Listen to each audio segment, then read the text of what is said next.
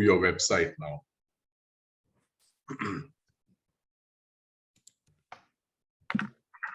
Hi, everybody. Good evening, good Charan. This is Ishan. How are you? Ishan and Anjali. Hi, hello, Ishan. Your erstwhile neighbors in Nagaon, from... Oh, right. Yeah. So, well, we are trying to sell that. I know that We never go told there. me. Shukrita told me. I was there last weekend. Right. We are actually thinking of building something small and just enjoying the beach with my granddaughter. So let's see. Very nice. Let's see. So we have... Anjali should be joining any minute now. She's Okay. And Okay. where is the master of ceremonies? I can see Shini and is Milind also there? Yes. Yes. Good evening, everybody. Good evening. Yeah. Good morning, everyone. We are just waiting for a couple of minutes to make sure Pushpita joins. Please send a text saying that she'll be joining in a minute. Okay, very good. WhatsApp group. And a couple of others. So let's give them a minute or two before we begin. Is it very hot in Bombay, guys? Ishan? Very hot. Very Very hot. hot, huh? Very hot. Hmm. Very hot. I'm going back to Dalhousie next week. It's miserable. Mhm. This is Run away. September. It's the old August. September has become the old August. It's muggy and it's uncomfortable. And I'm sure Delhi is the same. I think that. I remember October as the worst month in Bombay. Is it? Mhm. Post the We call rains, it- very humid. Yeah, we call it October heat in Mumbai. October heat. Ah. Yes. Delhi is not bad. Temperatures are pretty low now. And Yeah. low humidity. Pretty good. So, Milind, where are you these days? Bombay or Atlanta? I'm back in Atlanta now. A little bit Oh. jet lagged, but getting over it. Thanks for not seeing us, Milind.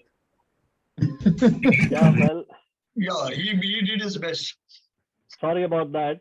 But I said thanks. I didn't say sorry. I said thanks for not seeing us. My travel plans changed. So next time I'll definitely make up for that. I'm sure you must have seen Yangs. Without that, you couldn't have got back. Yes, absolutely. I'm very surprised at your jet lag going west, Milind. Yeah, I mean, Typically, you get hit coming east. yeah, age is catching up, Gautam. What age? I told you what Satchel Page said, right? That There's age bunch is a of question of mind oldies. over matter. No, don't say that. Age is a question of mind over matter. If you don't mind, it does not matter. Remember that. So I don't mind. You do, as long as you don't mind, that's cool. Then it doesn't matter. Come on, guys. Look how young Anu looks. Look, come on. Yeah. Look at Rama swallowing fire. Who else can do it? Only no other nutcase will do it. Hey, this has got nothing to do with age. I've already forgotten that. Even now it pops up in LinkedIn. But anyway, I'll see you guys in Bombay sometime in the end of September. Okay, I'm coming to Pune and Delhi and Bombay and maybe Hyderabad. But we'll Good. talk later. Okay. We are in the 20s, which is nice to see. There are 21 of us now. And I hope Pushpita joins in a minute. And then we There are can actually begin. 23 million because you need to add Zareen and Geeta. They are, Okay. Oh, yes. Proof of attendance. That's true. Very good. So more the merrier. 23, not 21. This is very Okay. bad. We should never forget spouses, okay? It's always Yes. meant to remember that, okay, Milind? Especially Anjali, right? Yeah, Anjali, Anu. Anjali, There's so many. Anjali is not the spouse. I am the spouse. Yeah. Yeah. In You know, this case, Ishan, Ishan, you know, you Ishan- joined this group before I did. So here I am the spouse, definitely. Okay. Ishan, when I was in Brussels, there was a club form which would drink beer every Friday. It was called STUD, and it stood for spouses traveling under duress and with their wife. So, you know, you just call yourself a stud, you know, and say you're here on the street because of that. You know, I think, survive in life because I'm a realist, you know. So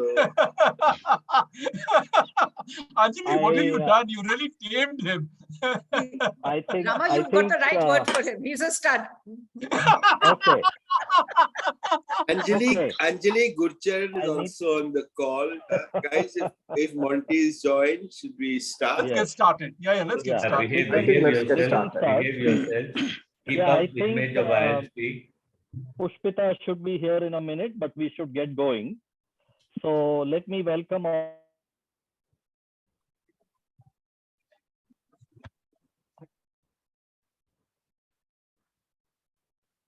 Hello.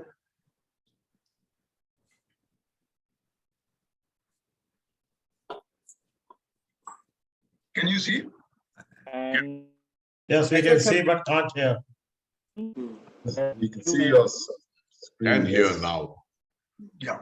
but let's begin as we always do with a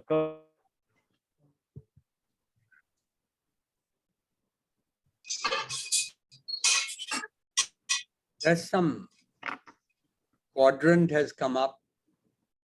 Yeah, I see the quadrant too. Why is it? come up? Must be Ramarao. We are back. We are back. So No, I thought that's Zoom in the Magic Quadrant. Yeah.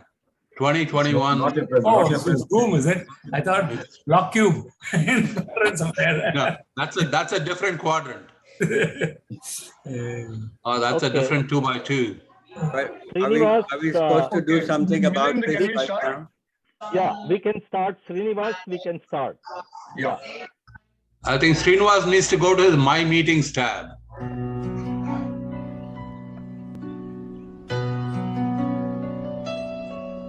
Yanks, you're not showing the presentation. Yanks, You're not able to see the screen? no, log No, out of your no. screen and log in again. You're in the wrong. Yeah, we can just see a Magic Quadrant. Now open the correct window. I did, but anyway, we'll see that. Okay. Yeah, I thought I was at fault, you know, so I went out completely. Yeah, Now there can you you are. see? Now Yes, do full okay. screen, I Yanks. think yeah. we are, Now we got it. okay, Anjali, I Yes. think you sorted Anjali? it out for us. Anjali, we're going to make you the chief information officer for our group now. You know, Okay. you've been fixing all the problems. Let's get going. That's because she did literature in college and you boys went to IIT. Come on, right?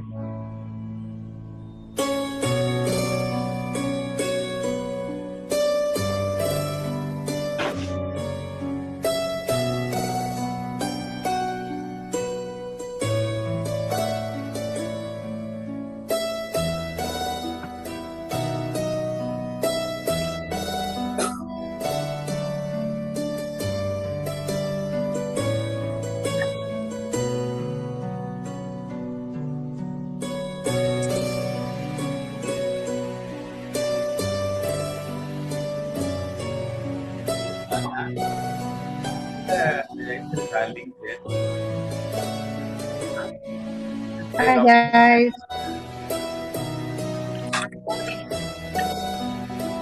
Pushpita joined.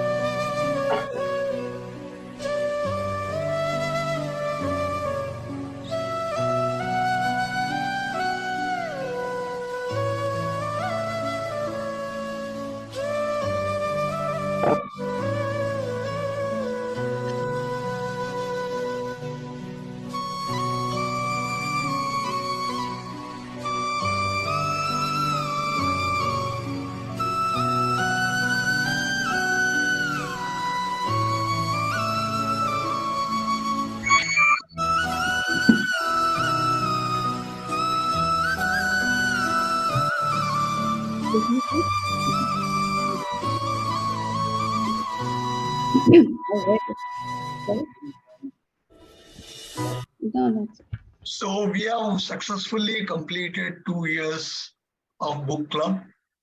And today we are fortunate to have Gurcharan Das with us to celebrate the anniversary. Now we'll move on to our birthday celebrations. Is Chacha here? I don't see him yet. Very much there, but There, you there. will not Okay. see me because Okay. there is a black. I There see is you. a power outage where I am. Okay. Yeah, Okay. so you. Okay, you very So will, good. today is not this see month me, belongs to but you will Chacha. hear me.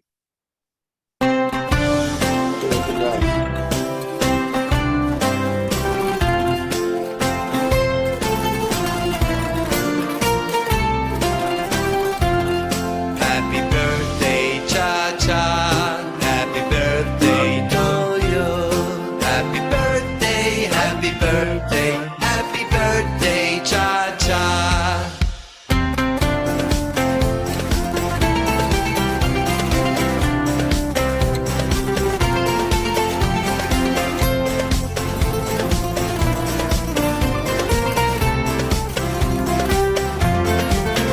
Happy birthday, Cha-Cha. Happy birthday to you. Happy birthday, happy birthday, happy birthday, Cha-Cha.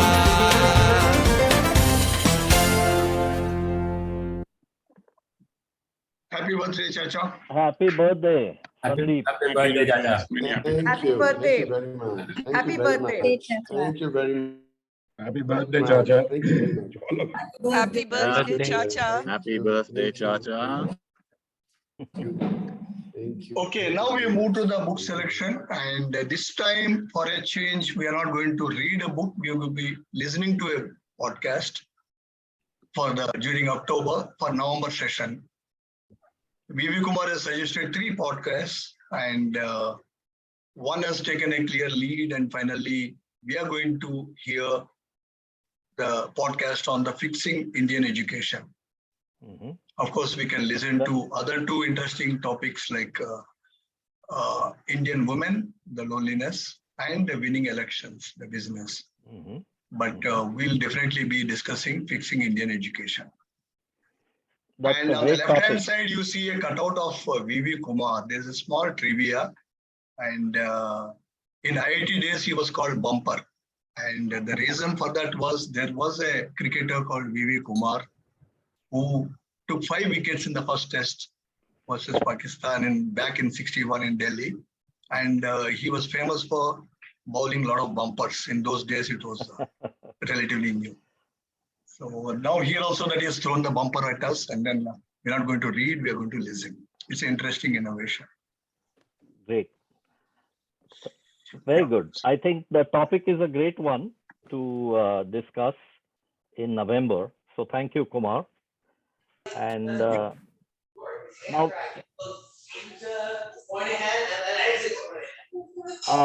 can you all please mute your microphones?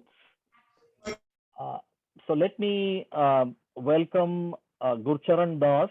I should say rarely does one have the opportunity to meet a person who is a philosopher, scholar, writer, as well as the MD and CEO of large multinational corporations. Gurcharan Das joining us all as guest speaker today is that rare person we are all fortunate to interact with. So please join me in welcoming him to our club for this session on his book, Difficulty of Being Good. And to introduce him briefly, I'm going to request our Reader of the Month, Pushpita, to do so. Go ahead, Pushpita. Thanks, Milind. We are indeed honored and privileged to have Gurcharan Das join us this evening as our guest speaker. While we review his much acclaimed book, The Difficulty of Being Good, you've all read his bio sketch and are well aware of his academic, corporate, and journalistic achievements over the years, which need no introduction. I was asked by Milind to give a more personal account when I introduce him. When we meet someone for the first time, we often start with the question, so what do you do? And then put them into categories like doctor, lawyer, businessman, etc. We define people by what they do rather than who they are. We rarely ask the question, so what makes you who you are? Given the topic of discussion today, I would like to talk about Gurcharan as the way I perceive him as a person. I hope I can take that liberty as I happen to be his niece-in-law. As some of you know, Gurcharan is Sanjay's mama. I was first introduced to Gurcharan by Sanjay when we were in IIT in the late 70s through his first play, Laran Sahib, a copy of which still has pride of place on our home library shelf. My uncle has written this play, said Sanjay, an avid theatre lover. It was many years later in late 80s when I was with Clarion in Mumbai that Richardson Hindustan, later Procter & Gamble, was one of our key clients. I had the privilege of working with Gurcharan when he was putting together a presentation on India to the Procter & Gamble board, and was awe-inspired by the thoroughness of his research and the pride with which he was presenting India to the world. All the non-fiction books he has since authored reflect this eye to detail and the depth and sincerity with which he delves into the topic. I admire his conviction and courage to withhold what he believes is moral without worrying about the consequences. Gurcharan has always been an inspiration to Sanjay and me, as he is to many other members of our family. He deeply and respectfully values family ties, and despite his busy schedule, makes time to reach out to a number of us with warmth, care, and kindness, and with a smile on his face that instantly puts one at ease. It is my great honor and pleasure to welcome Gurcharan to share with us some of the experience and lessons from his journey to complete the difficulty of being good. Welcome, Thank Gurcharan. you so much. Thank you so much, Pushpita, for that lovely introduction. And with that, let me invite Gurcharan to say a few words before we engage him in a brief Q&A. Thank you. It's really a pleasure to be with you, and what a warm, generous introduction that Pushpita has made. And really, it's also gives you some background about how I started as a writer. And maybe that's a good place to start, because we want to know a little bit about how I happened to write The Difficulty of Being Good. So, you know, I had I come from a middle-class Punjabi family, and my father worked as an engineer for the government, and really it was the time when middle-class insecurities were at a height. But even today, the middle class suffers from insecurity, and my mother always insisted that I remember that I must one day make a living. But my father was one who always reminded me, he says, don't listen to your mother. First, always think about making a life. So I had these two strands: my mother, make a living; my father, make a life. And so when I got a scholarship to go to college, to Harvard, my mother insisted I take something useful. And she said, why don't you become an engineer like your father?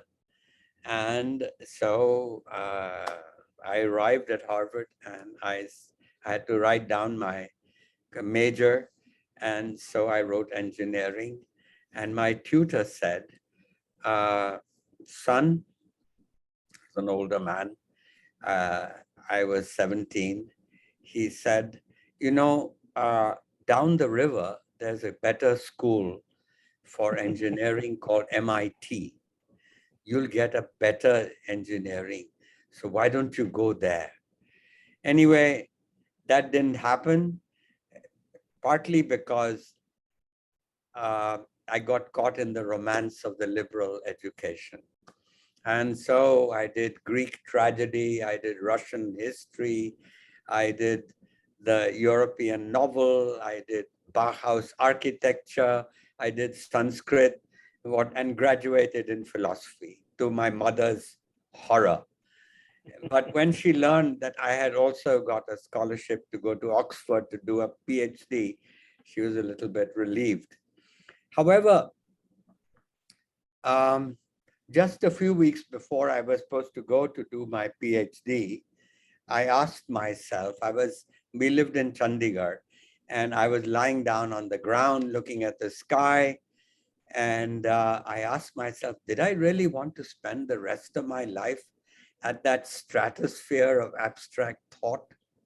No.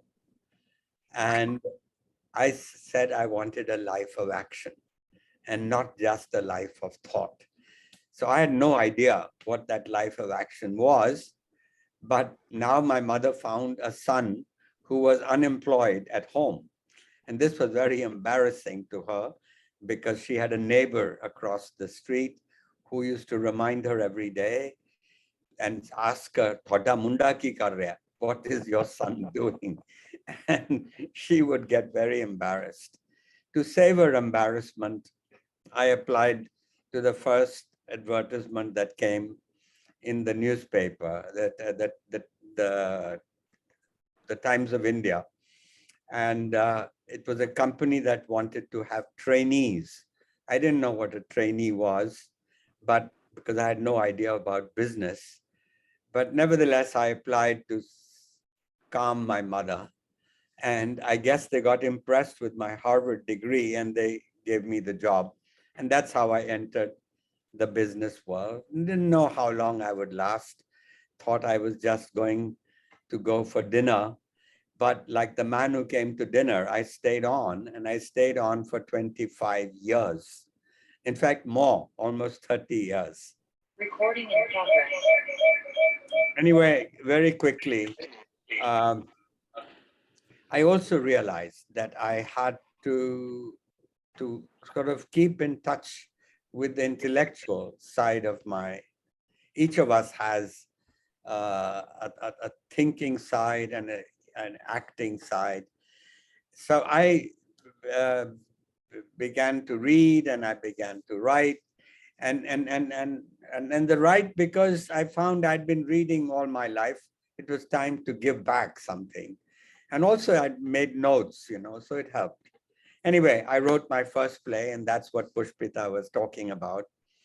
That's how I happened. And luckily that play won a prize. Then it got performed by the theater group in Bombay, Alec Padamsee, and then it was published by Oxford University Press and later done at the Edinburgh Festival.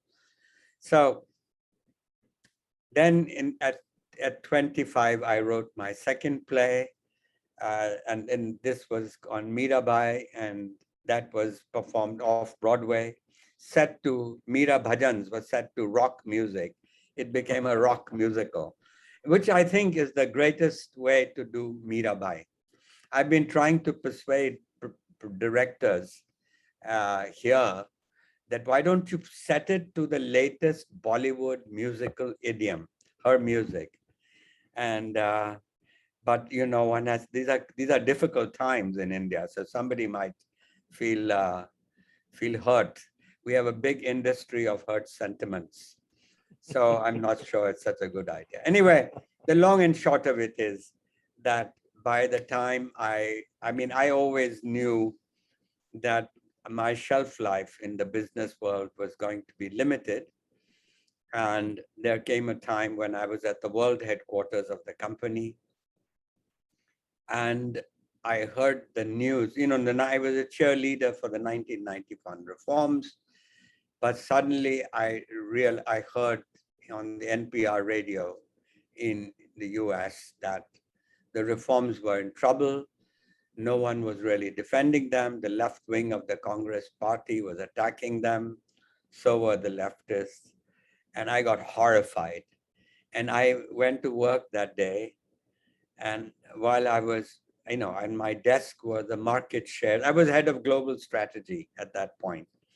And so on my desk were the market shares of Pampers, Tide, Ariel detergent, Vicks, Oil of Olay, Always or Whisper. Anyway, all good brands that the company made, and many, many more.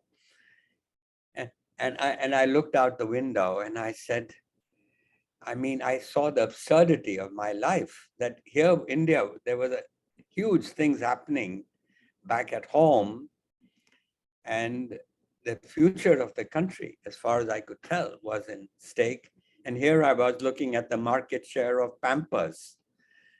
So I decided to quit and come back. And I came back and I became, you might say, the cheerleader for the reforms, got a column in the Times of India. And then I wrote, I did a Bharat Darshan, and I wrote the book India Unbound. And in India Unbound, I predicted the rise of India, and India obliged by rising. And so, if I were that kind of person, I'd be saying, I told you so. But instead, at that point, in the mid 2000s, I was feeling pretty depressed instead of feeling happy. Prosperity was spreading, so that was nice, but there was a serious problem. And I kept coming at it again and again every day. And that was the problem of, if you were a farmer and you wanted a clear title to your land, you had to bribe somebody, a patwari or a talati or whoever, to get that title. For the ordinary person, you had to wait 15 years to get justice. Lakhs of people were in jail waiting trial. In fact, 60% of the people in jail were under trial. They hadn't even been properly tried. The 1/4 of the members of the Indian Parliament had serious, they had cases against them. There were criminal cases, and of those, about a quarter were serious cases of murder and rape and so on. And so a cycle rickshaw driver, he had to routinely pay a bribe at the end of every day to the police. And 1/4 of the teachers in a government school were absent illegally on any day. And 1 out of 2 was present, was not teaching. So this was the source of my melancholy. And it was bizarre that the country, which had become the second fastest growing economy in the world as a result of the reforms, was unable to give the basic public services to the people. So India's story was a tale of private success and public failure. And later, I wrote an essay on this called India Grows at Night When the Government Sleeps, about this story. But at this point, I was looking for answers. And while there were governance reforms were needed, but there was also a moral failure. So that brings me to the Mahabharata. I knew that the Mahabharata was obsessed with dharma, and I wondered if I could recover an idea of civic virtue, a meaningful idea of civic virtue from this. When I told my friends that I was going to read the Mahabharata, there were very unusual reactions. One was saying, well, I hope you're not going to go religious on us. Another said, Are tu bhi Hindutva ban gaya. You turned saffron. And neither person could accept that one could read the Mahabharata for self-cultivation as a literary text. And so I was seriously toying with the idea of moving to Banaras when I met the poet, A.K. Ramanujan. I met him walking in Lodi Gardens, and somebody introduced me to him. And he said something about the fact that, he says, you know, you'll find a better entry into the Mahabharata through the Regenstein Library at the University of Chicago and all the great Sanskrit scholars who are there. And so I knew that the Pandits would take me back to the glory of ancient India, but I wanted to interrogate the text. I wanted to teach Mahabharata, to teach me how to live in the present. So that's how I decided to go to Chicago. The next job was to persuade my wife, Bunu, to come. She was a bit reluctant, but I sort of packaged the whole deal by telling her that she could take very nice courses in Renaissance paintings, Chinese ceramics, all kinds of things, and keep herself busy while I studied the Mahabharata. Anyway, so there I was in a classroom in windy Chicago in the winter of 2004, an improbable student, a husband, a father of 2 grown men, and a taxpayer with considerably less hair than all his classmates. It was biting cold outside, but Wendy Doniger, the Sanskrit scholar, she told me, actually she was quoting Groucho Marx, who said, there's no such thing as being cold. There's only such thing as being underdressed. So she took me to a department store in Chicago, and she bought us both winter clothes. And there I was, a student doing Sanskrit. And reading, actually, as I told you, I had some background in Sanskrit, so I felt confident to read the text. And a lot of the texts I read in English translation because it would have taken too much effort to read them in Sanskrit. Anyway, but I read the text they gave to me, the reading list they gave me was about the one text about each of the 4 goals of life. So Artha Shastra for Artha, Dharma Shastras for Dharma, and the Kama Sutra for Kama, and so on.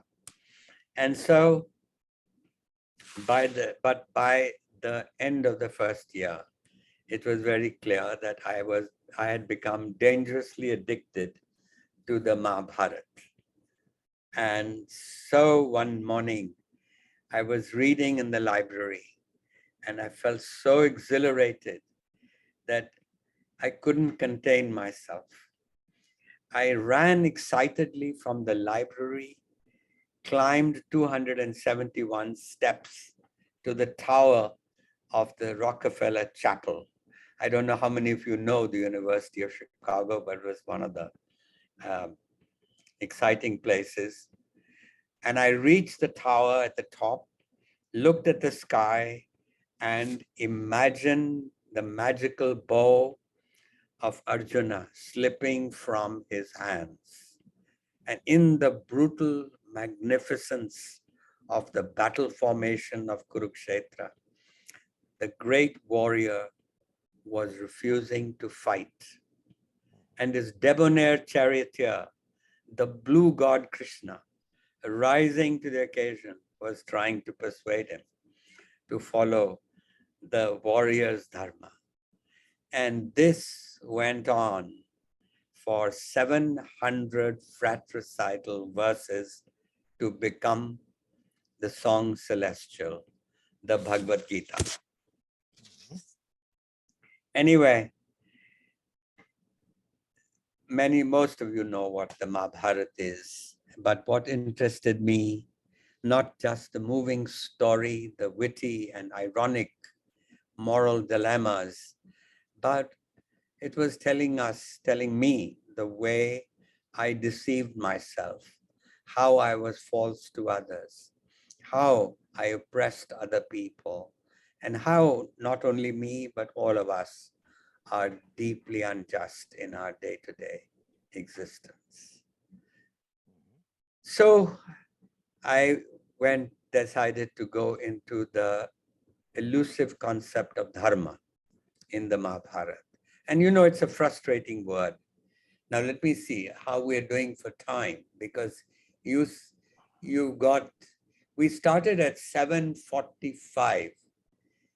I mean 6:45, and it's now 7:10. So another 5-7 minutes, I'll go on, and then we can move on to your questions. But let me continue. So I got, I was saying dharma is a frustrating word because it can mean many things: duty, law, justice, virtue, religion. It's the property of something, like the property of fire is to burn. Anyway, but in the end, I decided it mostly means to do the right thing. It provides the underlying norms of society. And what I was struck by one specific quality of dharma, and this was that it did not seek moral perfection. That we don't have 10 commandments in the Hindu tradition. And so it was pragmatic, and it was much closer to our experience as ordinary human beings in this sort of gray, uncertain world. And so I found that this could be actually useful, but both in politics and business. And slowly I saw my columns changing to concerns of moral dimension of life. And really, with the Western style Indians like us do not realize it, but to a village woman who was uneducated, she had an immediate instinct for what was dharma. And so I realized that dharma was really well and alive. And during the Anna Hazare, remember that Anna Hazare movement, constantly the newspapers in the vernacular languages were referring to the fact that dharma has been wounded by the corruption in UPA 2. And so the fact of the matter is that dharma is also in the flag, in the middle, the wheel of dharma of our country. So it was to tell us that the Constitution is a moral project. And I don't know how many of you know about P.V. Kane, who received the highest honor, Bharat Ratna, from Radhakrishnan. He called the Constitution a dharma text. Anyway, so I believe that some nations possess a code word which, like a key, unlocks the secrets of the country. The word for America is liberty. The word for France is égalité, equality. But the word for India, I believe, is dharma. Anyway, so that is a bit about the about how I got started with the difficulty of being good. And I could stop here, but you know, I wanted to take a few more minutes to, well, let's try to do it maybe in the Q&A. Okay. Because I have quite a bit I wanted to talk to you, but then that may not be, you know, you may find it more useful to question me. Gurcharan, we cannot hear you clearly. Okay. Can you hear me clearly? Milind, I think your signal is weak. Milind, the problem is hear. with you. We could hear Gurcharan clearly. Problem is with you. Okay. Can you hear me now? Better, but still not absolutely okay. Okay. Let me try and increase the volume and get closer to the microphone. Is that better? Yeah, much better. Stay there. Stay there. Okay. So should we get into Q&A, Gurcharan, if you don't mind? Yeah, let's do Q&A because, you know, I can go on and on and on. So I would prefer you continue. I would prefer Gurcharan continue. I think you should continue for a little Let while. him continue. We can I think go 5 back. minutes. 5 minutes more as he asked. Yeah. Yes, we can Please go continue, back. Gurcharan. It's wonderful to hear you. Please continue. Oh. Please continue speaking. All right. Well, you know, I wanted to just tell you, I'm just thinking I have to choose what I'm going to talk to you. I'd made notes and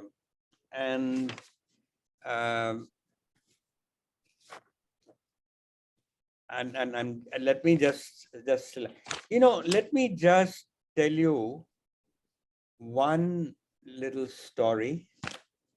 A real story of what happened. Okay, you know, I began to give a lot of talks. I spoke at literary festivals after the book came out. And the principal of one of Delhi's premier schools, I won't mention the name, she invited me to come and speak to the students. And I said, I agreed. And I said, well, you know, I've been writing this book and it's on it's on the Mahabharata. And let me share some of the moral dilemmas in the Mahabharata with your students. And she said, oh, no, please, no such thing. Please don't mention the word dharma. Please don't mention the Mahabharata. We are a secular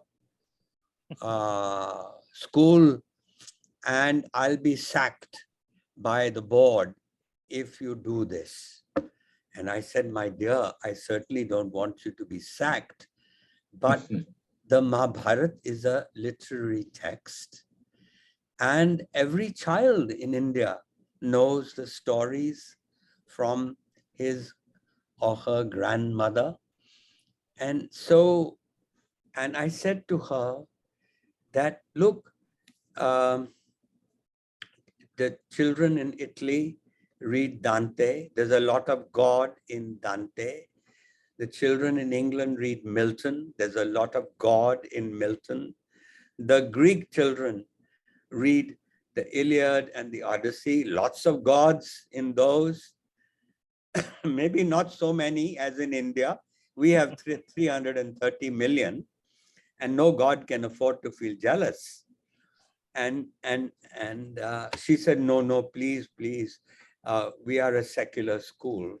And so I didn't want to argue with her, but I thought something had gone wrong in our education system, where one of the greatest literary texts of our tradition was not allowed to be taught. And so I just thought this something for you to think about. It's like the reaction of the man, by the way, who was a former minister in Indira Gandhi's cabinet, who had this reaction that I had become Hindutva suddenly because I was reading the Mahabharata. So something was wrong that was happening. And I thought I'd bring this out to you. One story. A second story I thought I could tell you is that, well, actually it's pretty funny, but it's less to do, but it happened at that same time that the Times of India, I was writing a column every Sunday, and then every second Sunday, and they would put my email address in those days at the bottom of the column. And so I began to receive letters from readers, and some of the fury of the readers shocked me.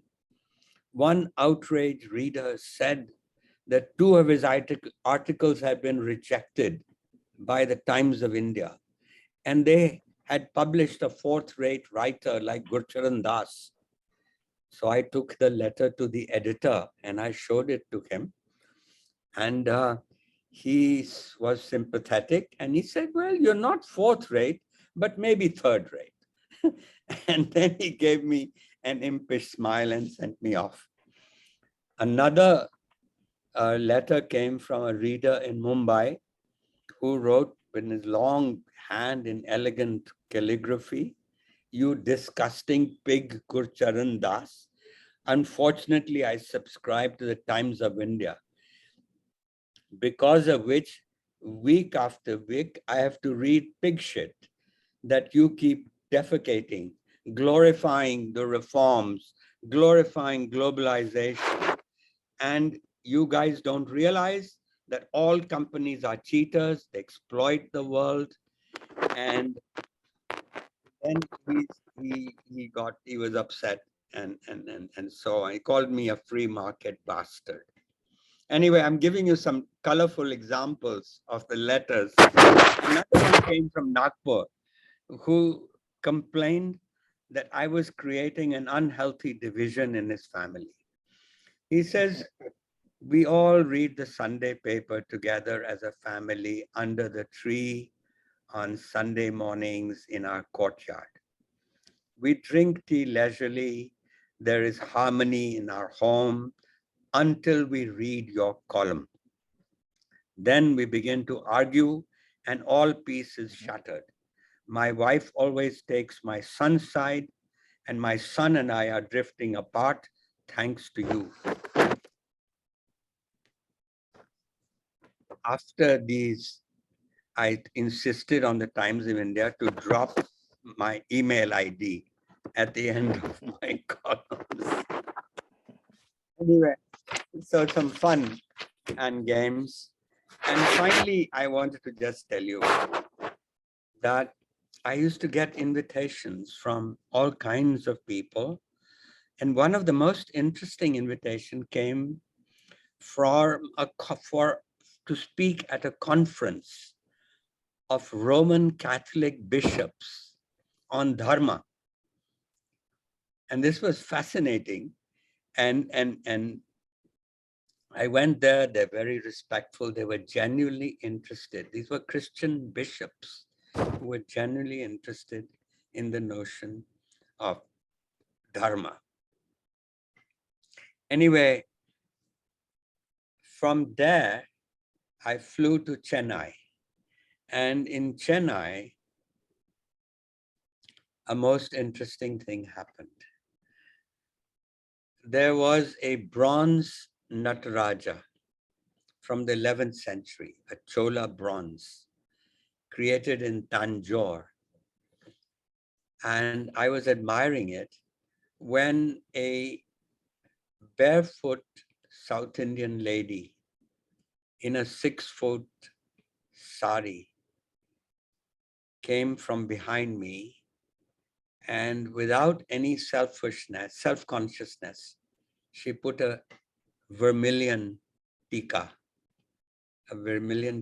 on the Shiva Nataraja.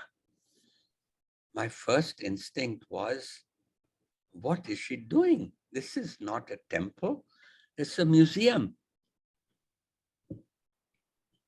But then I thought again, and I said, you know, I shouldn't be judging her like this, that we lived in two different worlds. Mine was a secular world, hers was a sacred world. Both of us stood before the bronze statue with different expectations. For me, it was a 900-year-old object of beauty. For her, it was God. I saw it as a work of a brilliant Chola artist. I admired the weightless joy of the dancer, so skillfully captured by the sculptor. And so I moved along the museum, looking at the other bronzes, and then I came by again and saw that she was still there. And I felt embarrassed. She was looking at the light-footed, prancing God whose dance actually brings the universe into being. There was such a luxurious richness in her sacred world compared to the poverty of my weary, feeble, and secular existence. She was seeing the drum in Shiva's right hand. It was the drum beat was announcing the birth of the universe. The flame in her left hand telling us, and her lower right hand bestowing upon her the freedom from fear. And Shiva's left arm was a symbol of her release. For someone carrying out this momentous mission, her God looked cool, athletic, and debonair.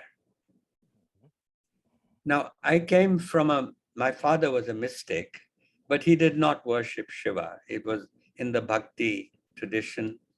He was basically a meditating man, a spiritualist. And my modern secular English-speaking world, compared to her rich world, looked empty. I would never know the depth, the opulence of that life. I and my friends, secular friends, tended to brand her as superstitious, illiterate. But in fact, I realize now that she was probably more tolerant.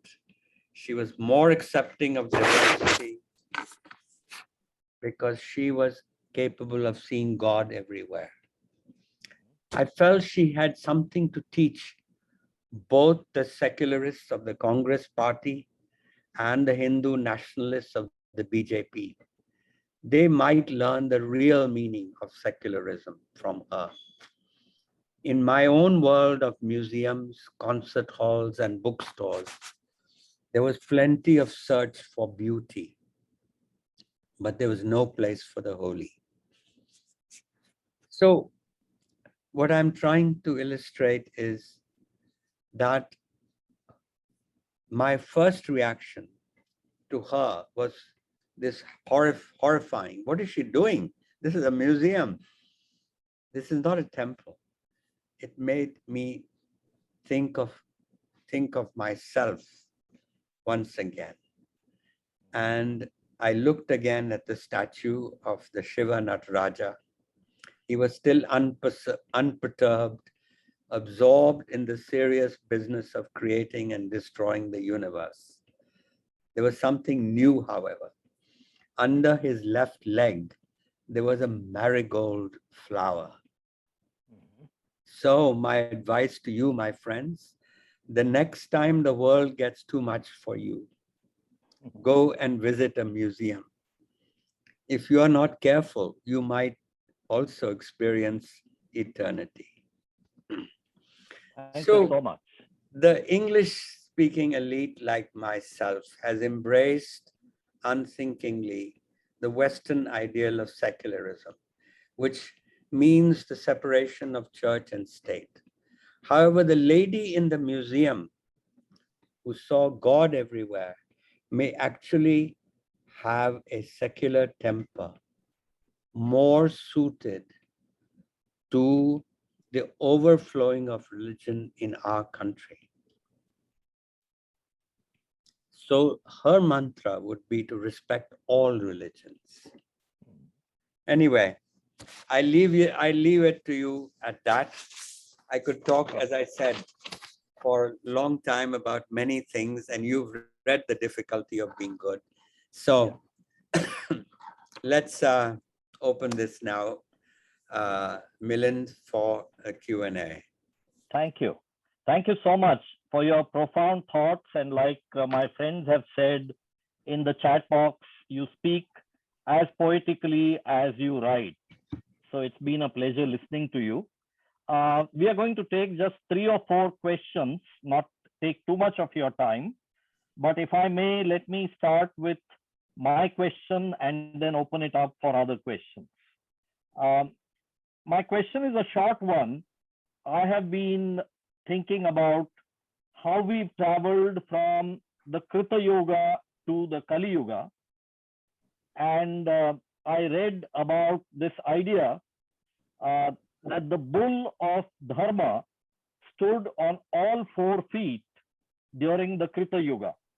By the time we came to the Treta Yuga with Ram, the bull of Dharma was standing just on 3 feet. And that's where the name of the Yuga comes. Then we come to the Dwapara Yuga, where the bull of Dharma was now standing on just 2 feet. And finally, in our own Kali Yuga, this bull seems to be precariously perched on just 1 foot in the name of Dharma. So my question for you is, in this Kali Yuga, apart from what we learn from your book, what is the way out if we just have to be in the position of Sisyphus, like you said in your book, slipping all the time? Where is the rescue and where is the solution? Well, my God, that's not an easy question. And certainly to do it in 3-4 minutes. First of all, I think this idea of yugas is an idea that exists in many, many traditions and cultures. The idea that there was a golden age in the past is a human way of trying to evoke an ideal world. And frankly, there's an economist in me also, and I've read my economic history. And one of the things that we should all be aware of is that for most of human history, human beings were very, very deprived and very, very poor, except for a few kings and nobles in every society. It was only through the Industrial Revolution that prosperity spread to the middle class and then across the world. So one thing I would say, at least from an economic standpoint, that human beings were living in desperate circumstances, the average human being. So Milind, you are a very lucky man to be alive today. And we are all very fortunate. And let us thank the fact that even 47, when we got our independence, the life expectancy was 32 years. Literacy was 12%. Today, life expectancy is almost 70. Literacy is over 70. And the per capita income, I could give you on and on statistics, but the reality is that one thing that has concerned human beings all the time is material well-being. Not to be rich, but at least not to live so you know that somewhere that you'll get your dinner tonight. So I think we should all remember that, because my mother also had a tendency to talk about the good old days. And I used to remind her, they were not good for the vast humanity. And so maybe we just leave this thought, I leave this thought with you, Milind. Yes, it's wonderful to have these. It's basically why gods were there. Gods were there because we needed an ideal. The prehistoric man got scared of lightning. So he created a god, Indra. And Indra came to his help when there was lightning and thunder and rain and so on. So it's the same idea. Okay. Thank you. Thank you very much. So let's open it for other questions, maybe 2 or 3 questions. Yes, Kumar, go ahead.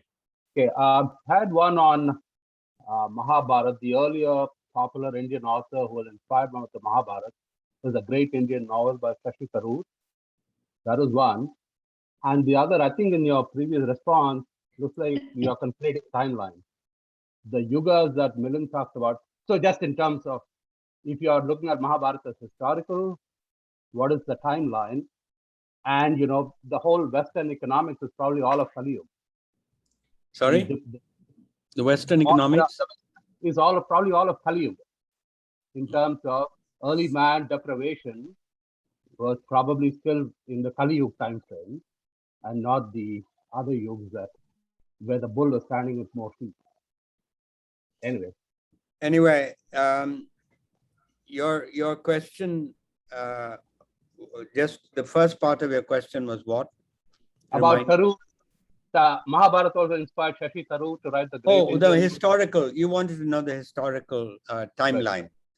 Right. First of all, the Mahabharata is a work of imagination of poets, and it has evolved over time. And there was clearly a battle, and it was a battle in North India. At that time, it was really the Yamuna plain, where slowly it extended India's, as historically India, as it were, the word developed, the plain extended to the east. But there was a battle, and the memory of that battle, it was a family feud. And so the poets wrote up a family story of a family feud of the Kauravas and the Pandavas. The first rendering of the Mahabharata was about 400 BC. And it was a short poem. It was called Jaya. It was a warrior, a Kshatriya poem. And those were poems that were written by what are called Sutas. Sutas were the charioteers of the warriors. And it was to build the morale for the next day's fight for the warrior. Anyway, Sutta was a story. It was called Jaya, and was a story of victory in battle. And in it, the Krishna is just a small nobleman, a king, and he's a friend of the Pandavas. He's got no godly status. Then the next rendering of the Mahabharata, this was 8,000 verses, was called Bharata. That Bharata is about 200 AD, BC. And then by then, the Krishna has become a Kul Devata. But he's still not, he's still a god with a small g. And it's now expanded, as I said, to about 20,000 verses. And the next third rendering of the Mahabharata, which is close to what we have today, where it goes from 20,000 verses to 100,000 verses. And the Gita is placed in that version. There's a lot of impact of Vaishnavism. And Krishna has become by then not only a god with a small g, but a god with a capital G in it. And that's about 300 to 500 AD, it was actually written down, the Mahabharata. So that is the story of the writing of the book. And each generation it evolved. And for example, the Yudhishthira's character was greatly influenced by Buddhism. The whole ahimsa character of the Buddha. And I said Krishna's character was influenced by the Vaishnavism that developed over time. Okay, that's the story of the Mahabharata. Shall we go to the next question? Yes, go ahead. Who wants to ask it? Can I ask a question? Yeah, go ahead. Hi, that was wonderful, absolutely wonderful, Gurcharan. Loved every minute of it, and you have certainly opened up my mind about the Mahabharata, which I mentioned to Pushpita. I haven't read, but the way you've written this book has been wonderful. So my question really is that the challenge for me is that the Mahabharata gives us a rationale for justifying two extreme positions most of the time. So what is right in the ultimate analysis? It doesn't give us that direction. It sort of leaves us to justify any position that we wish to take. And is that the right way to interpret it? Well, this was the surprise for me. Sharad, right? Yes, it is Sharad. That was the surprise for me, that the Mahabharata, the dharma that is in the Mahabharata, and it's generally true of dharma, that it is a notion where you have what we call sadharan dharma, which is in fact the dharma applicable to all human beings. So virtues such as ahimsa, satya are all, everybody has to follow those virtues. There's also swadharma, which is related to your place and position in society. And that relates to the warriors, dharma, kshatriyas. That's why Krishna has to spend all this time trying to convince Arjuna to fight, appealing to his kshatriya dharma. And so there's the dharma of the king, the dharma of the wife, the dharma of the husband, and so on. So that is swadharma. So dharma has many, many dimensions. And really what I think what is the richest part of the Mahabharata is, in fact, because it constantly, those dharmas come to a conflict. So ahimsa comes to a conflict with satya. And I don't know whether you remember the story of Rishi Kaushik, who's sitting in the town square.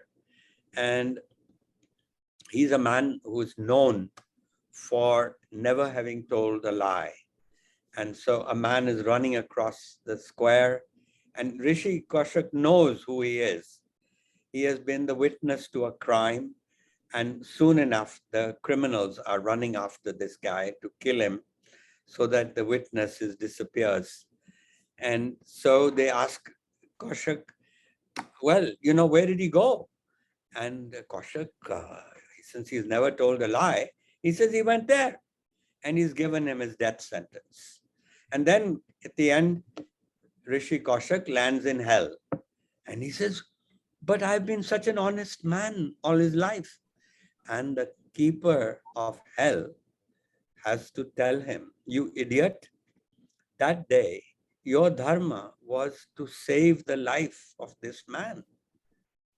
And so this is the wonderful thing about the Mahabharata, that, it tells you that these are not absolutes, these 10 commandments or whatever, that you have to figure these things out. And the world is gray. So there is no absolute in that sense. And so, I mean, this came to me as a real, that's why I've given many such dilemmas, discussed many such dilemmas in the Mahabharata. One, because my background was also in philosophy, but also because I think it was quite amazing to me that today philosophers are discussing the same kinds of issues that the Mahabharata was talking about. Do you judge an action because it is from the consequences of the act or from the intention? And that story I tell which is not in the Mahabharata, but was triggered by the Mahabharata, a real story about what happened in Goa, where a child was drowning and a man jumped in and saved this child. And the reporter from the Times of India says to him, you're a hero. Why did you do it? And he sheepishly confesses that he was trying to impress a girl in their college party. And she says, but then you're not a hero. But my God, you'll say, but the child was saved. The moral deed was done. So why are you worried about his motives? So these are the kinds of things that the Mahabharata is very rich in making us, enhancing our moral sensibility. Thank you so much. Gurcharan, one last question for you. One last question for you is from Abhijit. We call him Span. And he said, how do you start reading and knowing about the Mahabharata, something accessible without knowing Sanskrit or having access to the Regenstein library? Well, first you read The Difficulty of Being Good. and second, frankly. No, I've done that. Gurucharan. Yeah. I've done that. And secondly, frankly, you don't need to know Sanskrit. It's like great works of literature, War and Peace, the great Russian writers, they come through in translation. And the Mahabharata comes through in translation, as does the Gita. But what is the best translation in your view? For the Mahabharata, at the end of my book, The Difficulty, actually, I have a guide on which translation to choose. You might actually begin with not a full translation, but a small paperback book, which was written by R.K. Narayan on the Mahabharata. It's like almost Mahabharata for children, or it's not that, that's not what it's called. But that's a good way to enter into the central story of the Mahabharata. But there are, I mean, I could depending on how much time you want to devote to it, there was actually a rather nice poetic translation done by an English poet, a woman in the Norton, published by Norton, Norton. Her name, God, I know her. So she died just from COVID a few years ago. I mean, a year ago. I'm getting old, so I forget the names of even my friends, and I'm forgetting her name. But the reason I say it is that it's not done by a Sanskrit scholar, but done by a poet. And it captures the weft and the warp of the epic very beautifully. That's another way to approach it. There's a translation, a good translation in one volume, Penguin, in the Penguin Classic series by I think an American. Smith is his name, or English person. He's a Sanskrit scholar, which is also, I would say, a good translation. But read that short essay at the end, which is a guide to how to read the Mahabharata. Thank you. Gurcharan, if you don't mind, there is just one person, Rama, who has been patiently raising his hand. Yeah, I saw that hand over there. So I'm going to take his question as the very last question. Go ahead, Rama. Thank you. My question is a little more broad-based than the beauty of what you have expounded regarding the philosophy and the history. It's more the comparison between that and the Greek classics, which you've also studied in great depth. Can you offer some sort of a comparison, because both are foundational for both cultures? Yeah. And how there are similarities, dissimilarities, and what do you think is the reason for that? Well, that's a very, very good question. And I must say, one thing that immediately caught my attention was the fact that in the Greek classics, you don't have the action stopping and the narrator taking over and everybody's starting to, the argumentative Indian takes over after every so often. And what you find is that people in the Mahabharata and the Ramayana will then expound on, tell you what's going on. What is the dharmic thing? Where did something go wrong? After the episode with Draupadi and the sari, action stops. Vidura speaks, various other people speak. So this is a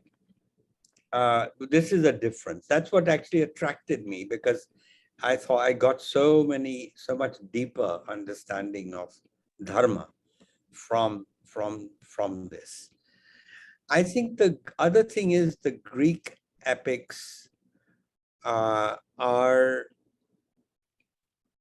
the common thing between them, of course, is that both sides have gods. The Greek epics have gods and the Hindu epics have gods, and lots of gods. And the gods are very similar. Many of them are related to each other.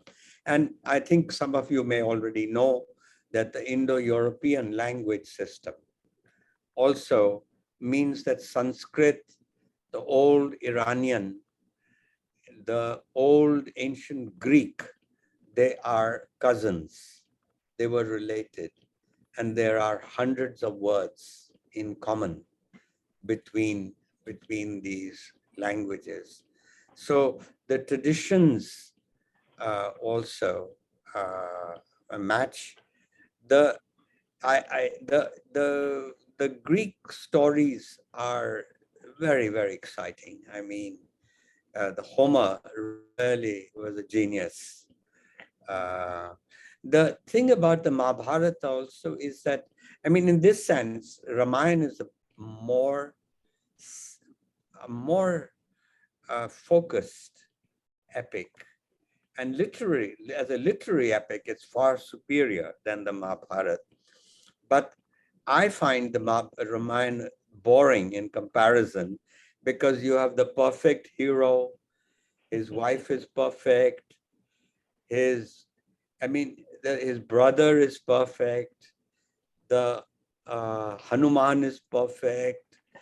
Even the villain, Ravan, is perfect. I mean, everyone's perfect. And in the Mahabharata, everyone's imperfect. So they're more human. They're more characters like us. And so that's what I like myself about the Mahabharata.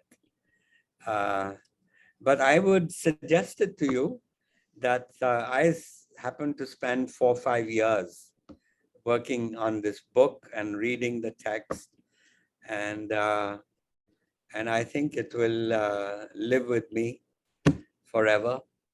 And I would say that it belongs in the canon, the universal canon of humanity. Thank you.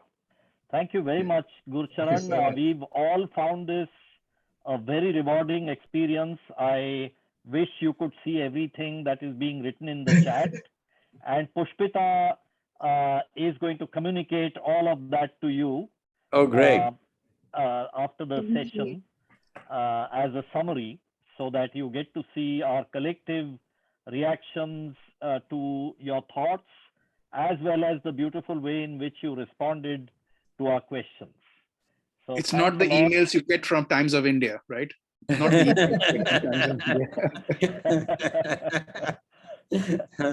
So I really appreciate your spending the time with us, and I hope we see you again sometime in the context of another book. Well, as a matter of fact, I'm finishing now the 4th of the series. You know, after this, I wrote a book on karma, the riddle of desire, which was on the third goal of life. And now I'm attempting the 4th goal of life, moksha. And in fact, it's of the form of an autobiography. And it's called, so far, the working title is Another Sort of Freedom. But it's a secular interpretation of moksha, as you might suspect. So that should come out in the middle of next year. Okay. And I hope one of our readers of the month selects it and we get to see you again. Well, I'd be happy to speak on it. Thank you very much. Thank you so much For being with us. Bye. Thank you. Bye. Thank you. Thank you. Bye. That was wonderful. Thank you very much. Lovely. Bye. Thank you so much. Bye. Thank you. See you. Thanks. Well, that was beautiful. Thank you, Pushpita. And I'm really glad we got to listen to him. Both Srinivas and I talked about the fact that we are keeping the Australians up too late in the night. So, I wanted to see what you think, like we've done in the past with another session, moving the overview and the reflections and the open discussion to another time slot, maybe between this meeting and our next scheduled meeting. So maybe in 2 weeks from today. Does that make sense? Good idea. Yeah. Absolutely. So I apologize to Pushpita, to Sharat, Anu, and Shankar that's fine. to get them all ready and fired up, and then to wait another 2 weeks. But that's what will be more rewarding, I think. I think, Okay. listen, that's a very hard act to follow, Milind. Yeah, I agree. I agree. It also That gives we're us not- some time to It reflect will be on all the complete downhill from there, guys. Complete downhill from there. Yeah. So Milind, we get to rewrite it. Go ahead. Go ahead. We get to Shankar? rewrite our reflections. I will pass that question on to Srinivas, whether he has any production constraints. I think we should. I have a suggestion, Trevi. Trevi, I have a suggestion. Why don't we just let it be and let people read as they go? I think nobody can expand on the book the way he has done. Nobody can do justice. Nobody can do justice the way he has done, answer the questions that he has. And I don't think any one of us can reflect upon it. Our reflection will come anywhere close to that. Seriously. should we do that? I mean, that's an alternative, that we just leave it to each one of us to read Pushpita's overview and the reflections. What would be good then is to start good idea. like a chat or something, where people read and then ask questions, and that might build into something quite nice, Okay. Let me discuss this with Srinivas, and we'll send all of you an email and also communicate can via WhatsApp. I what can the see a plan will be. survey monkey coming up, guys. No, but I think if you use one of these modern tools, if you use one of these modern tools for like collaboration and discussion, like Notion or something, I don't know the right tool. Yanks could choose one, but if you publish the reflections that we've all written and what we heard, it will generate a really good dialogue, and we could do it offline when you have time and you contribute. Because it's a very small enough group where people, can all have their voice and ask questions and get really good answers from the rest of the group. So I think it's worth a try. This is the kind of topic which generates that sort of deep thought. That's very well put, Shankar. So I think we'll take all of your comments into consideration and come up with a golden mean and communicate it to all of you. Okay. Excellent. Very good. Okay. Thanks. Thanks so much. Thank you. Thank you again, Monty. Good to see all of you. Thanks, Monty. Thanks, Monty. Wonderful session. I'm definitely coming to Melbourne, Monty, to listen to all this stuff. You better come to Melbourne if you don't want to be strangled. Okay, bye guys. Bye, guys. Take care.